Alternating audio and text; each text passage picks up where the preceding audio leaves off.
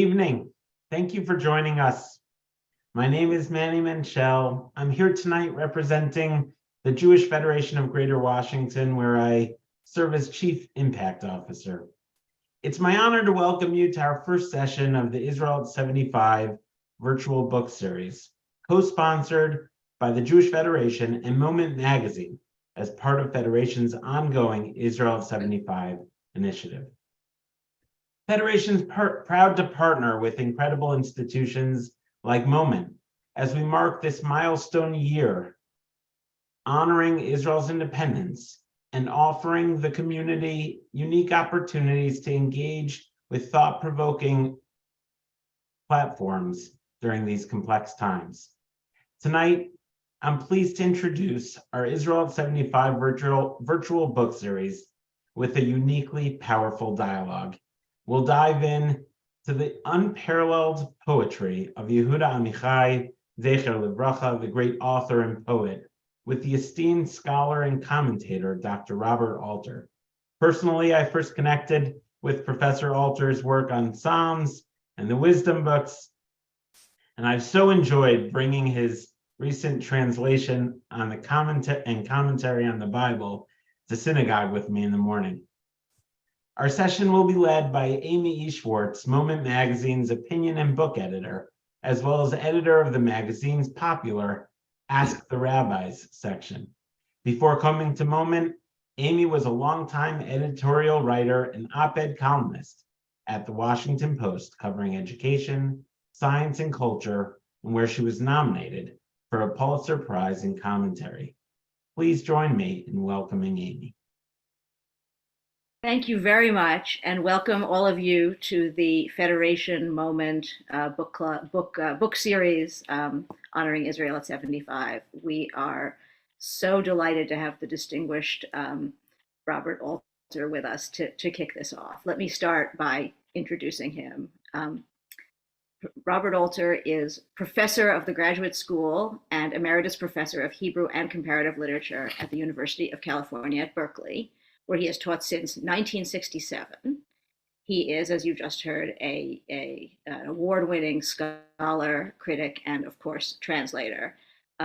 It's probably easiest to say he's won every imaginable award, but I'll give you a few. He is a member of the American Academy of Arts and Sciences, the American Philosophical Society, the Council of Scholars of the Library of Congress, and past president of the Association of Literary Scholars and Critics. He's been a Guggenheim Fellow, a National Endowment for the Humanities Fellow, a Fellow at the Institute for Advanced Studies in Jerusalem, and an Old Dominion Fellow at Princeton. He has written widely on the European novel, on American fiction, and on modern Hebrew literature. And of course, as is well known, he has also written extensively on literary aspects of the Bible.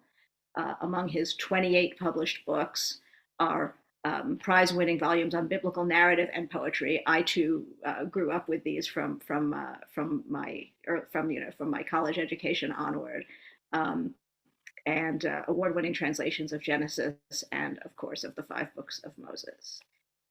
He has also devoted book-length studies to Fielding, Stendhal, Nabokov, and the self-reflexive tradition in the novel. So many, many different aspects of literature. His completed translation of the Hebrew Bible with commentary was published in 2018 in a 3-volume set.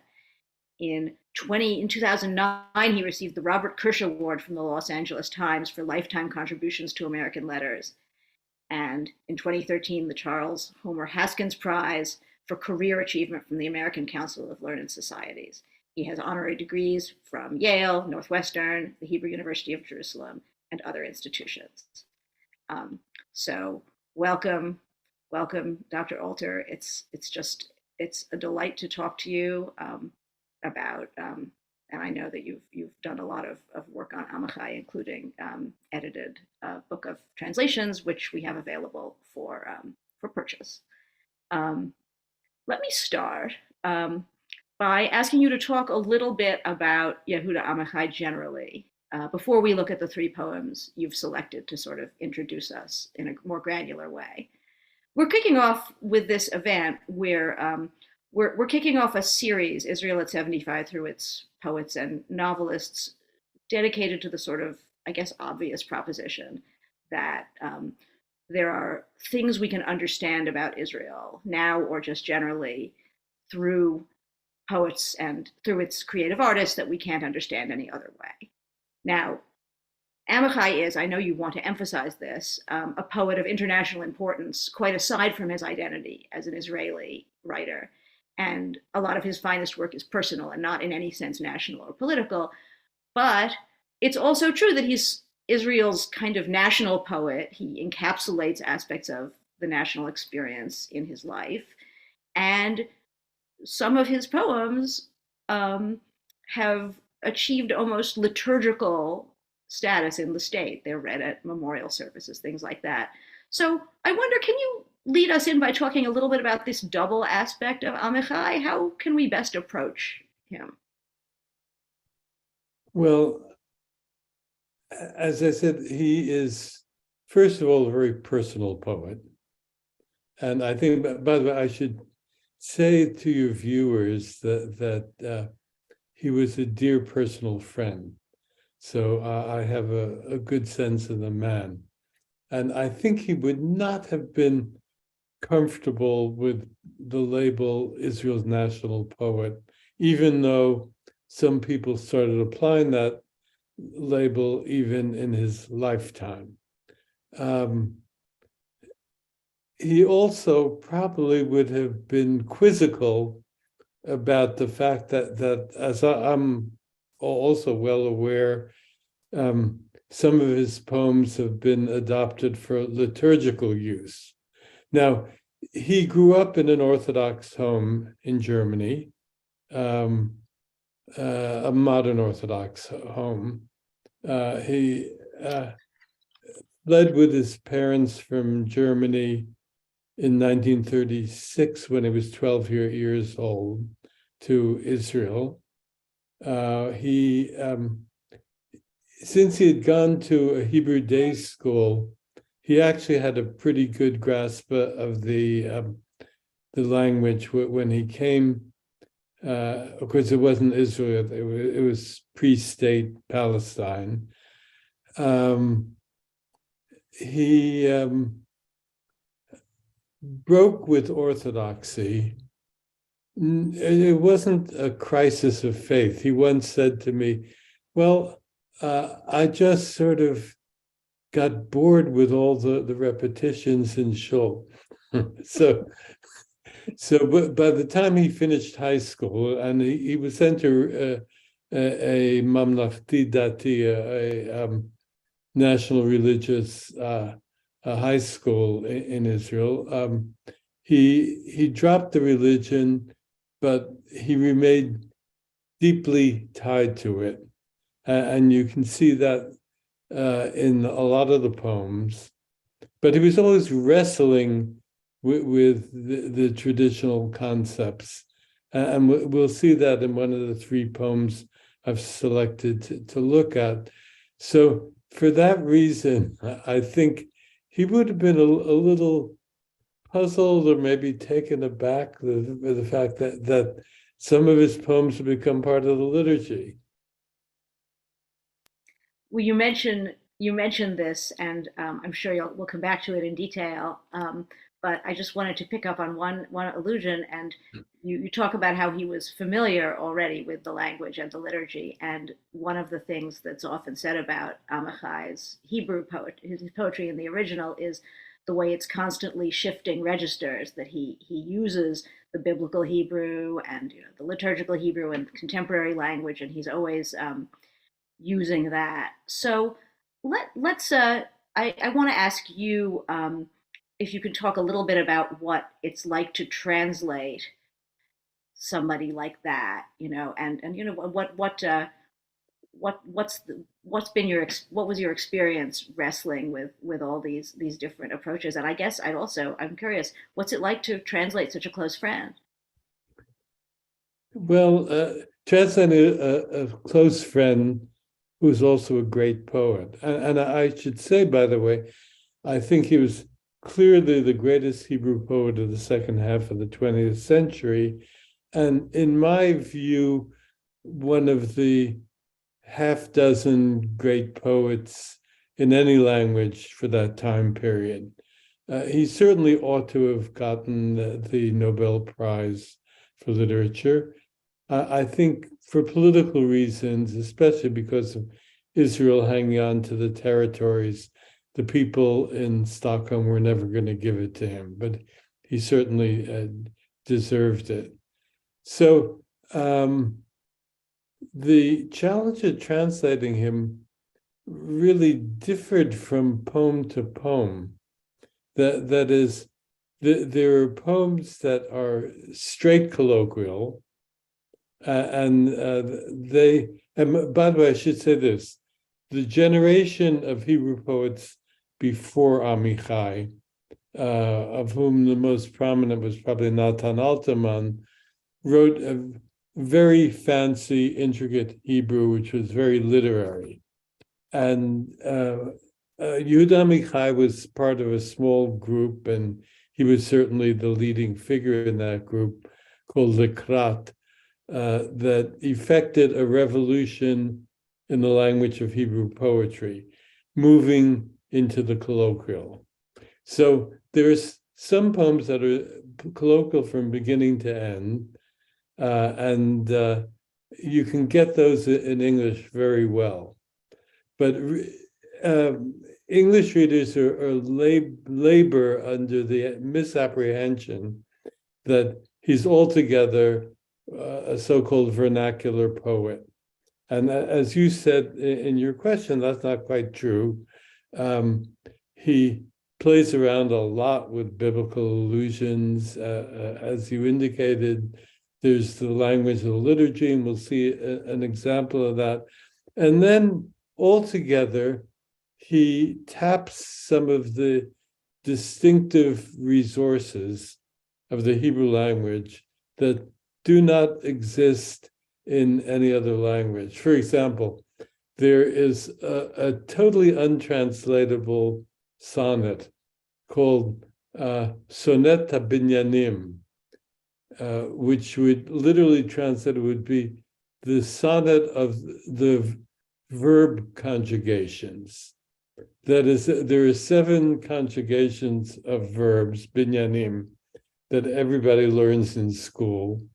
And what he did, and it goes from kal, which means simple, to usually the last one in order is hitpael, which is reflexive. So what he did was to make a haunting Ages of Man poem out of these 7 verb conjugations. In other words, it begins with kal, the little kid crawling around on the floor, and it ends with hitpael, reflexive, where the aged person close to death turns back in on himself and is reflexive. So you can see how brilliant it is, but there's no way to get that in another language. Did you translate that one? Or just no, I wouldn't try to. Sounds impossible. Translation has its limits. Right. Well, on that note of perhaps unnecessary humility, let me hand it over to you. Let's look at the poems you've chosen. I won't break in unless I'm absolutely can't contain myself. Okay, and we're going to be sharing the screen, right? Yes. Let's have the first poem on the screen, please. Perfect. Okay, this is from his first volume of poetry. And I'm going to, in each case, I will read the poem and then make a few comments about it. I waited for my girl and her steps were not there, but I heard a shot. Soldiers training for war. Soldiers always train for some war. Then I opened the collar of my shirt and the 2 lapel edges pointed in 2 directions, and my neck rose between them, on it the crest of my quiet head, bearing the fruit of eyes. And below, in my warm pocket, the clinking keys gave me the small sense of security of those things that could still be locked and kept. But my girl yet walks through the streets adorned in the jewels of the end time and the beads of the terrible danger round her neck.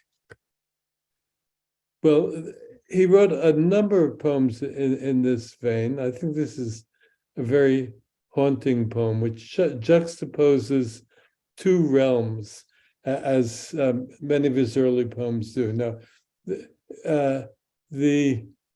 I don't know exactly when this poem was written, whether it was actually written during 1948-49 or sometime soon afterwards. It came out in a volume in the early 1950s. Yehuda Amichai served in the Palmach, the commando unit of the Israeli army, and saw some really harsh combat on the front, the Egyptian front, the front in the Negev. A friend of his in the army, was like an older brother to him, was named Dicky, was shot, fatally wounded, and Yehuda carried his bleeding body back, and Dicky died. And this is something that haunted him all his life, and he recurs to it in a number of the poems. So war is a very grim experience. But at the same time, and this is what really had terrific resonance in Israel, although I think readers outside of Israel can understand that resonance. While the speaker of these poems is called on to go to the battlefront, to put his life on the line, he desperately wants to cling to some precious semblance of private life and of love. And you can see this expressed very vividly in this poem. Now, about the language of the poem, it is definitely colloquial. This is the new vernacular poetry which he pioneered, but it's not 100% colloquial. For example, the first line is, the first phrase is, Chikiti lenarati, I waited for my girl. Now, nobody in Israel calls his girlfriend Na'arati or Hana'ara shali. You say Hachavera shali. So even in a colloquial poem, there are certain adaptations, modifications of the language that are made in the direction of a more literary diction. Also, note the unusual formulation of her steps were not there. That is, he doesn't say she was not there or she had not yet come, but he's waiting maybe on a street corner, somewhere in Jerusalem, no doubt, where he lived. He's waiting to hear her steps coming down the street, and her steps were not there. But instead of her steps are these shots of soldiers training for war. Then we have a kind of bizarre description of himself and what he's wearing. And that stands in contrast to the soldiers and their shots. And by the way, imagery, maybe we will see this better in another one of the poems, is one of the strikingly inventive aspects of Amichai's poetry. So he has this strange perception of the lapels of his shirts pointing in two different directions, which they did, and then his neck rises between them like some kind of plant or tree. I suppose more a tree than a plant, and his head is quiet, and it bears the fruit of eyes, which is odd and arresting. But notice how this kind of idyllic imagery, the fruit, the tree, the quiet head, stand in contrast to the shots of the training soldiers. And then he literally hangs on to something of his private existence. He puts his hand in his pocket, and the keys to where he lives, he feels with his hand, and they give him the sense of security of something that could still be locked and kept. In other words, a private realm to which you can retreat. You're not being called on maneuvers. You're not being called up to the front or on reserve duty. This is my private world that I cherish. And then at the end, as a kind of companion to that first stanza, but my girl yet walks through the streets adorned in the jewels of the end time, which that little flourish, I think, is pure Amichai. It's only two words in the Hebrew, tachshite haketz. And one of the poetic advantages of the Hebrew language is you can take a simple monosyllabic word like ketz, end, but put in this context, it clearly means something like the end of days, ketz hayamim. And he's worried about her. The whole world is dangerous. Shots are flying around. The world is at war. The beads of the terrible danger round her neck, instead of semi-precious jewels in a necklace. So you can see this is the kind of poem in his early two volumes that really grabbed the attention of the Israeli reading public, and they could identify with this because they too wanted to cling to a precious private realm, to a realm of love in the midst of being called to war.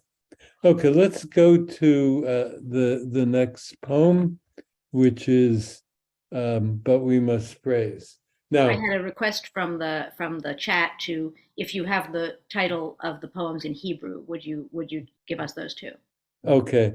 The first poem is Chikiti Lena'arati. The second poem is Aval Aleinu L'Shabeach. Now, translators always cheat in one way or another, and I cheated here. That is, any Hebrew reader, even one who rarely sets foot in a religious service, would immediately pick up Aleinu L'Shabeach as the opening words of the closing prayer in synagogue. An English reader would not recognize that at all.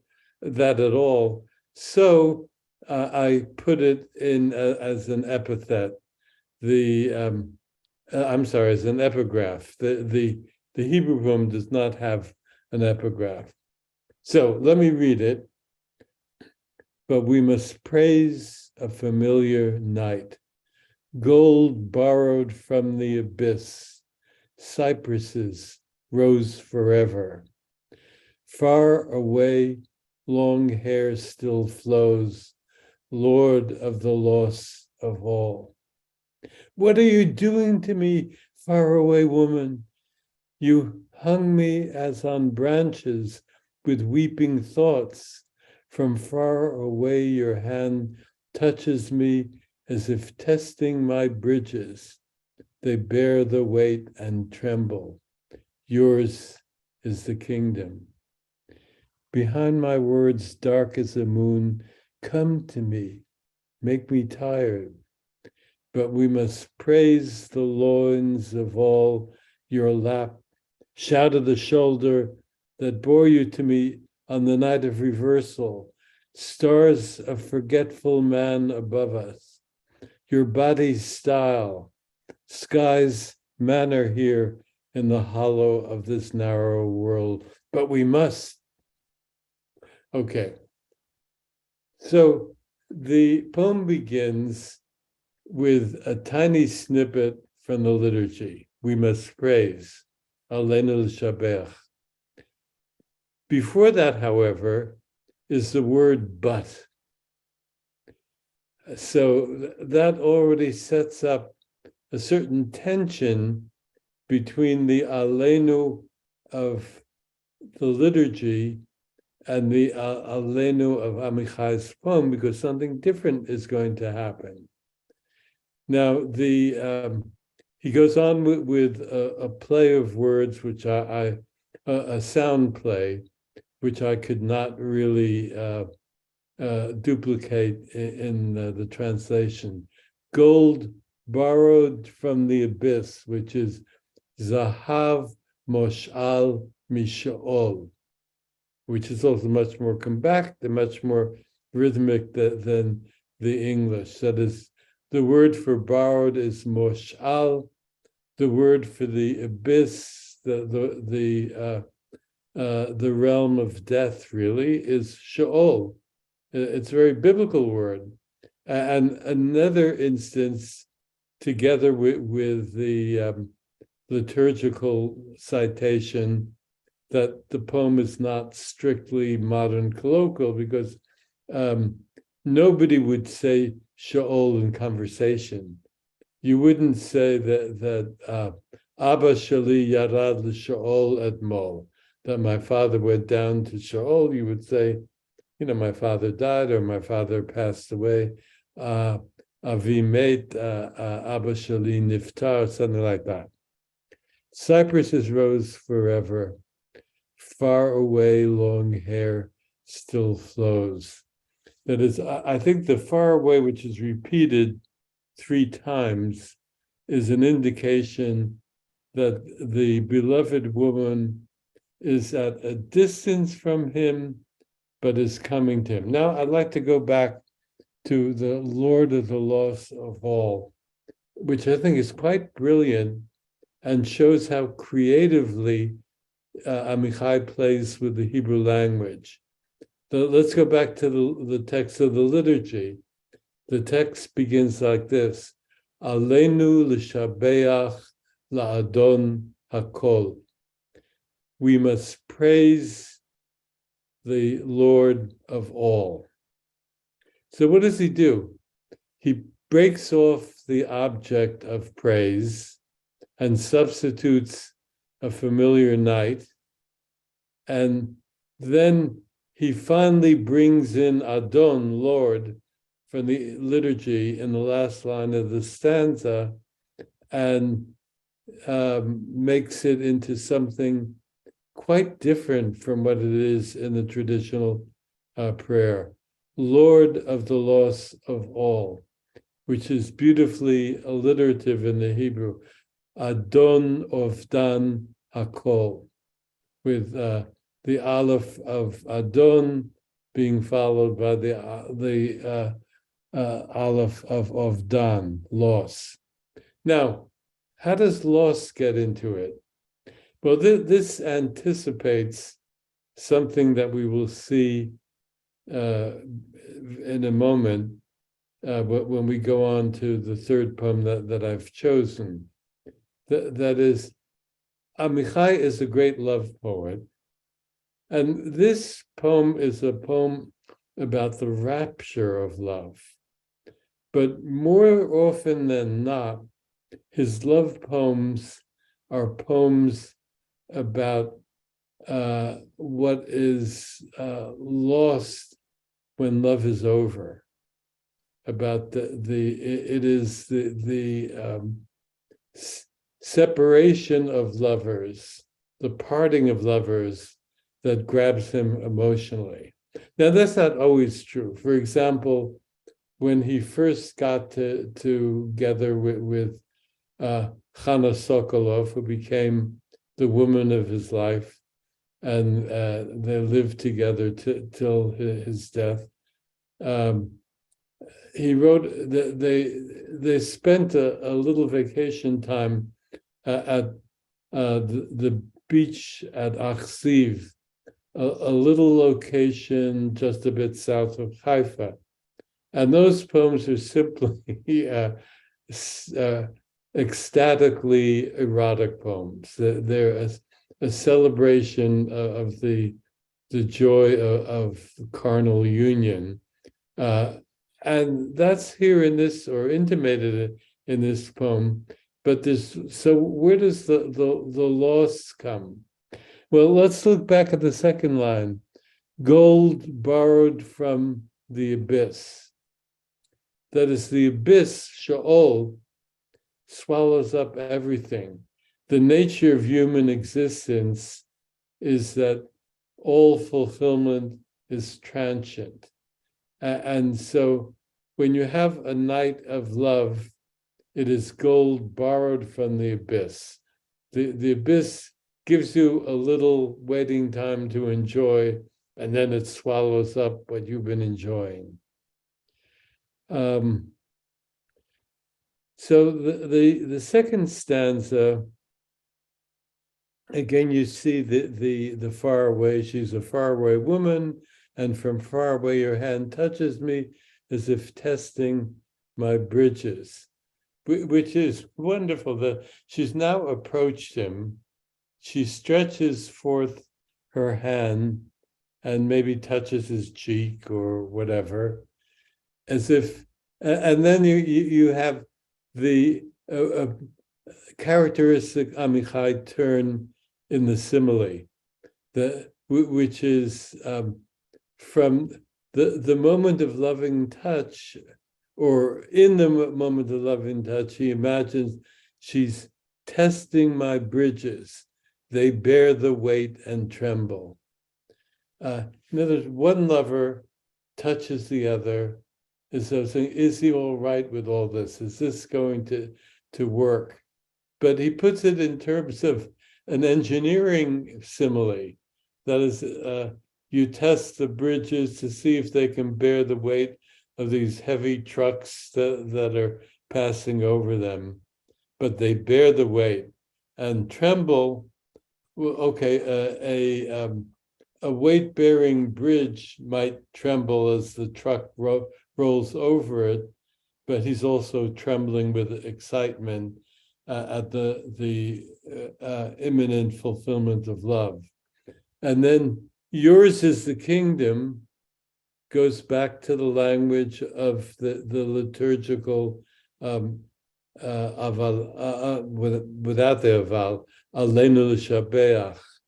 But it's not God whose is the kingdom, but hers is the kingdom.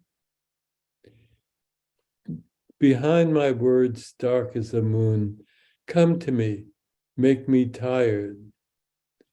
So the make me tired, I think, is clearly an allusion to sex. But we must praise, up above it was praising the familiar night, the loins of all your lap.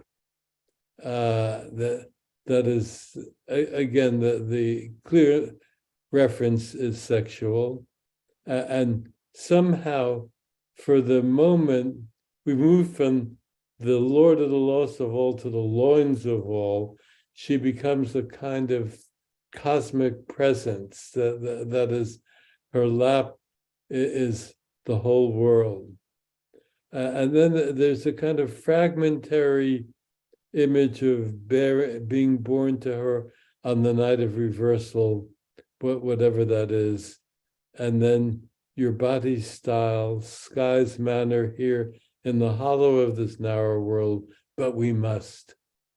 And the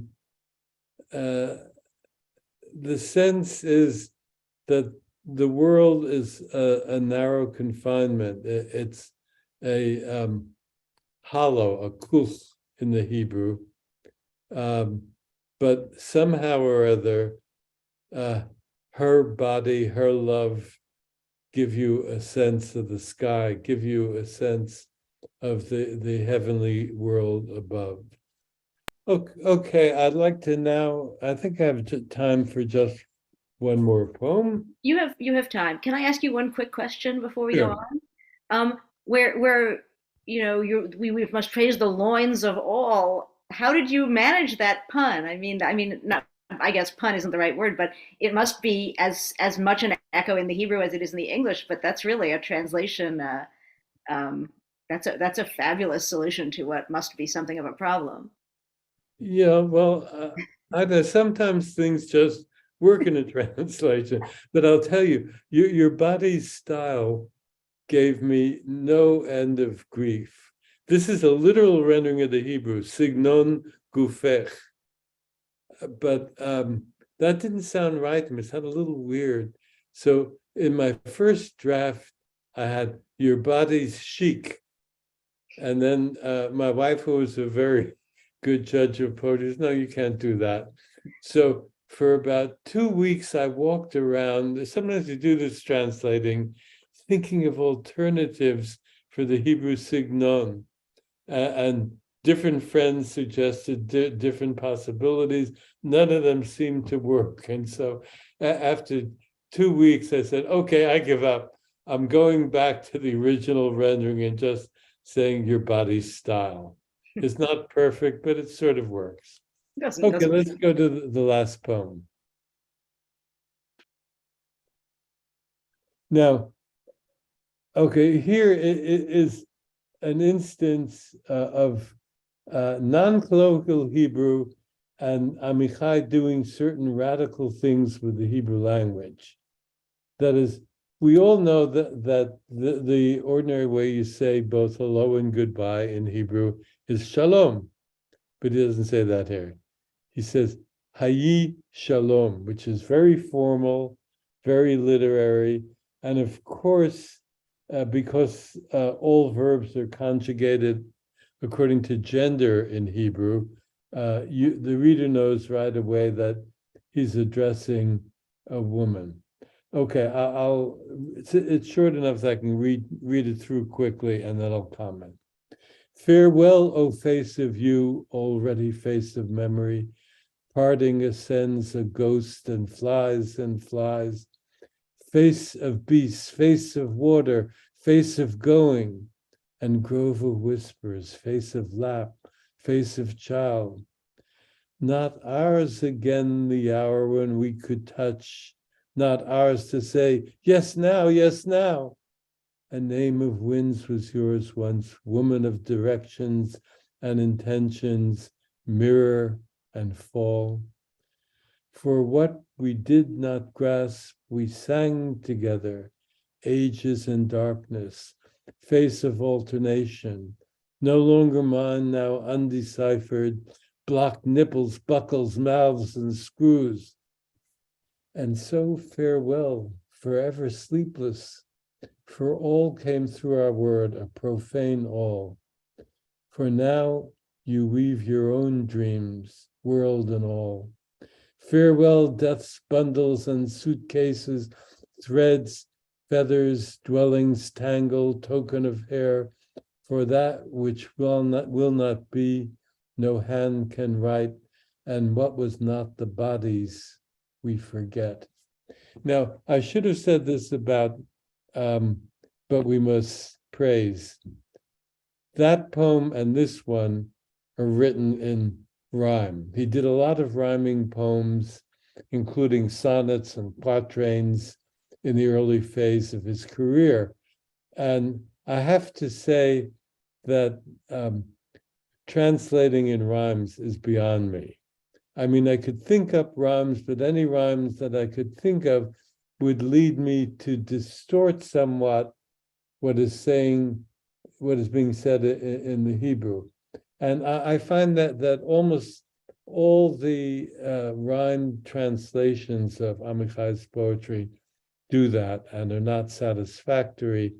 The person who comes closest is my late Berkeley friend, Hannah Bloch, who was a fine poet and a very skilled translator. And here and there, Stephen Mitchell also succeeds, but mostly it doesn't work. So what I've done in place of rhyme is to try to make the lines as rhythmic as possible.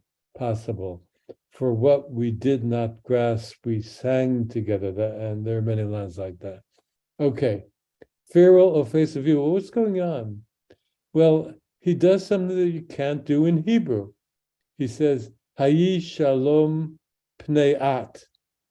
Now, the way you say your face in Hebrew, speaking to a female, is panayich. That is, it's the word panim with a female possessive singular suffix. Or in speech, you would say hapanim shalach. But he doesn't do that. He uses what is never done, the panei, face of, and then in the construct state, face of what? At, the feminine singular personal pronoun, which you can't do, but he does it. But why does he do it? He does it because everything is breaking up. Even the language is breaking up. So instead of the expected panayich, you have pnei-at, which jolts you as a Hebrew reader. And there's, I substituted in English the rather odd, oh, face of you. And then he continues with this, with face of beast, face of going. It's all face of lap. It's all rather mysterious, but what you feel is that his world is breaking to pieces in the midst of memory of the love that he had for her. And then the memory comes back in a more coherent Hebrew in the first two lines of the next stanza. Not ours again the hour when we could touch, not ours to say, yes, now, yes, now. No, I'm almost sure, I hope this doesn't offend anybody, that the yes now is what's called out between them at the moment of sexual climax, but that's gone now.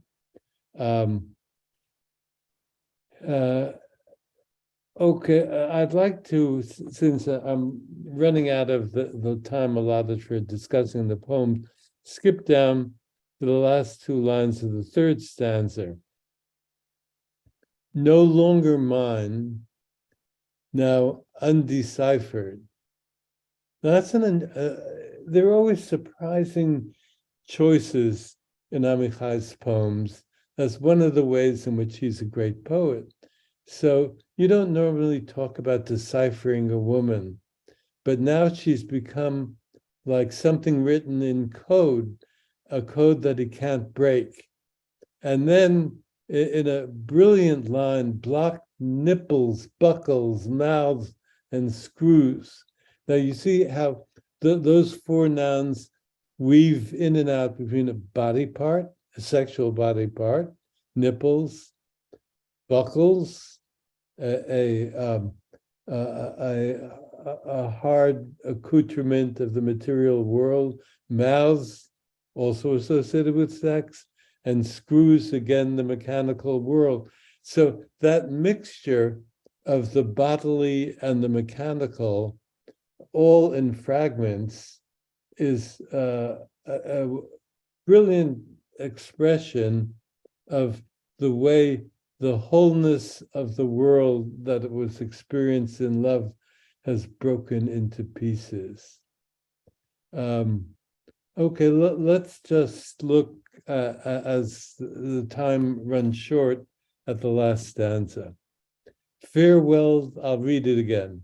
Farewell, death's bundles and suitcases, threads, feathers, dwellings tangled, token of hair, for that which will not be, no hand can write, and what was not the bodies we forget. Okay, the last stanza is clearly a scene of the site of parting, site S-I-T-E. That is, it's probably the apartment that they shared together, and now they've packed up everything. So you have bundles and suitcases, but death's bundles, because the parting forever of the lovers is a kind of death. And then, as would happen when you pack up all your things and leave a place where you've been living, there are these remnants. There are threads, feathers, dwellings tangle, token of hair. That's all that's left of what they were together. And then that haunting final line, and what was not the bodies we forget. That is, this, I suppose, is not a very Jewish traditional notion, but it's a very personal notion, that the way we experience intimacy, profundity, the deepest kind of love is through the body. And what was not the bodies, we forget. Okay, I think I've probably run on a little bit longer than I should have. We still have about 12 minutes to deal with your questions. The timing is perfect. Thank you so much. That was wonderful. The questions follow very specifically from the discussion of the poem. So I'm going to take a few of those first, and then you're going to feed the question to me. I'm going to feed the questions to you, and then Great. I'm going to ask a wrap-up question as a point of privilege. Yeah, don't bother with the chat. One person asks, do you think with this unique mixture of the sacred and the profane, do you think that Amichai might have been an influence on Leonard Cohen? On other poets? On Leonard Cohen. On Leonard Cohen. Oh, I'm sorry, I didn't hear that. Sorry. I never thought of that. That's consumed. By the way, the sacred and the profane, I have to tell you that in one of the poems that I think it's in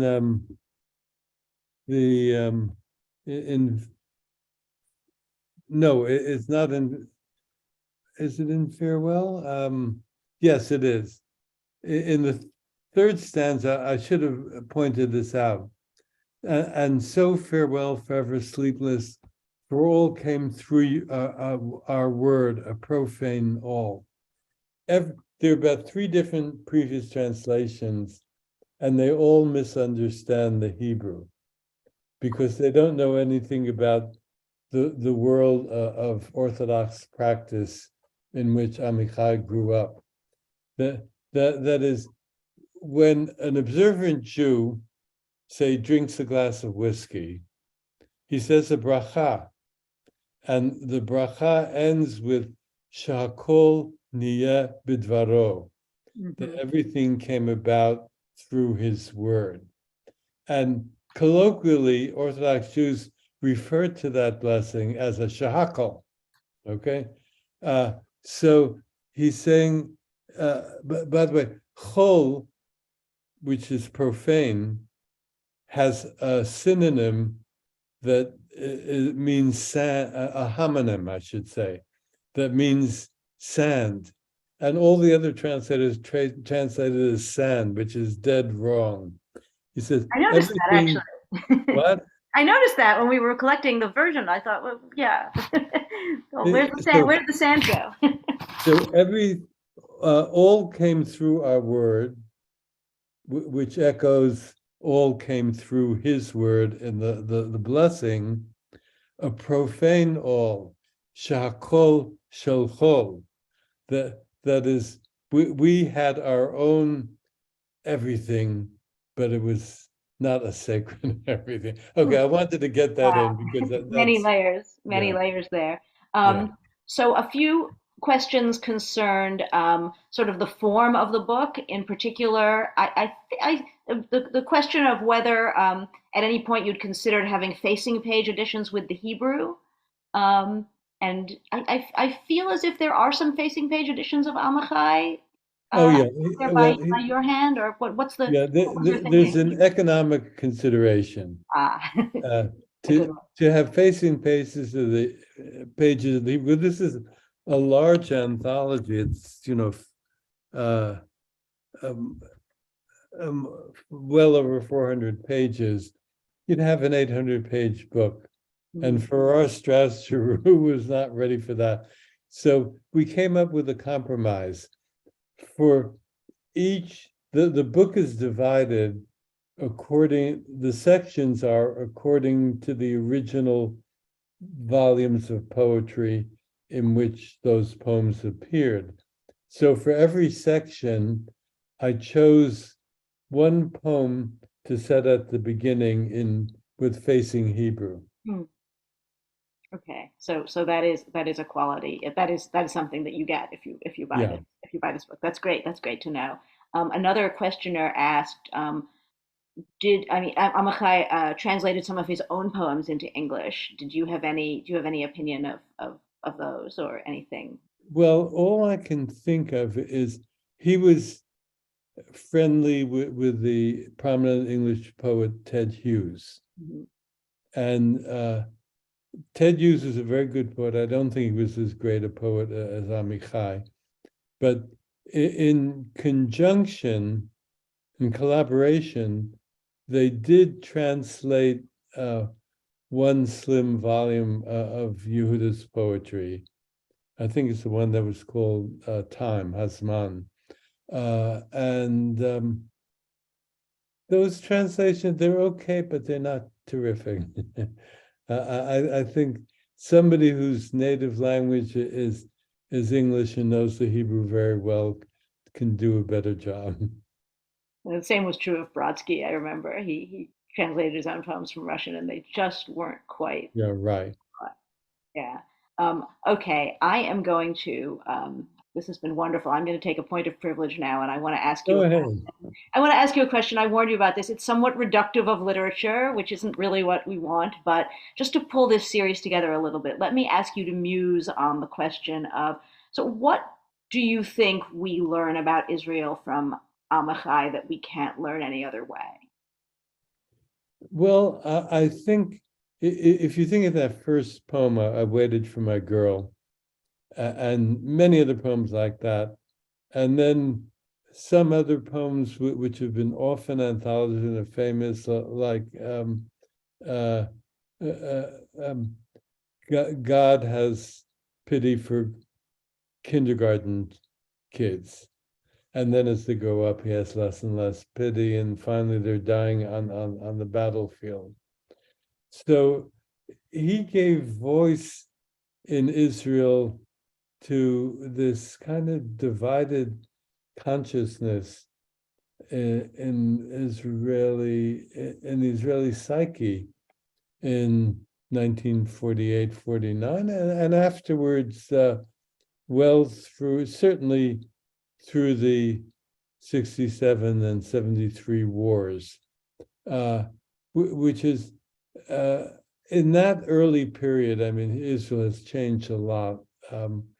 We think of Israel as a kind of site of new Jewish heroism. And it was that in part, but Israelis really, the young Israelis and the casualty figures were very high in the war of 48, 49, felt that they were paying a heavy price for this. And in fact, the major Hebrew novel representing the War of Independence, Es Yizhar's The Days of Ziklag, is all about this. And in the fiction, also in the poetry, you find a recurrence of the Akedah story, in which the young generation feel that they are Isaac being called to be sacrificed by their father. So you get all that in Amichai. I would say also you get a sense of the liveliness and the resourcefulness of the Hebrew language.